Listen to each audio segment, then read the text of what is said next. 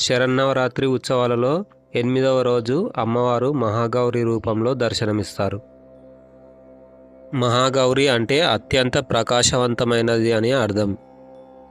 పేరుకు తగినట్లే అమ్మవారు అత్యంత తెల్లని కాంతి కలిగి ఉంటుంది.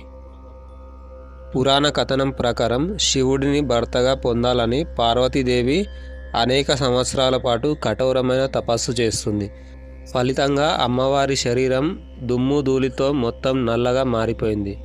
ఆమె తపస్సును చూసి సంతోషించిన శివుడు ప్రత్యక్షమై ఆమె తపస్సు అనంతరం గంగాజలం మీద చల్లడంతో అమ్మవారి శరీరం మునుపటిలా చంద్రుడిలా ప్రకాశించింది.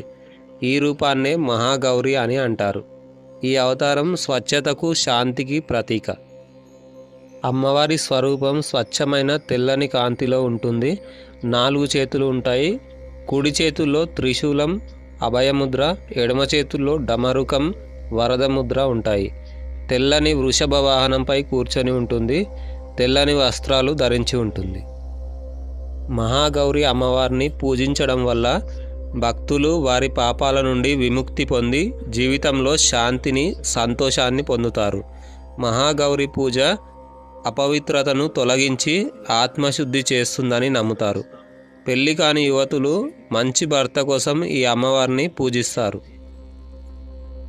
మహాగౌరి అమ్మవారికి కొబ్బరికాయ, చక్కెర పొంగలి, పాయసం, వివిధ రకాల స్వీట్లను నైవేద్యంగా సమర్పిస్తారు.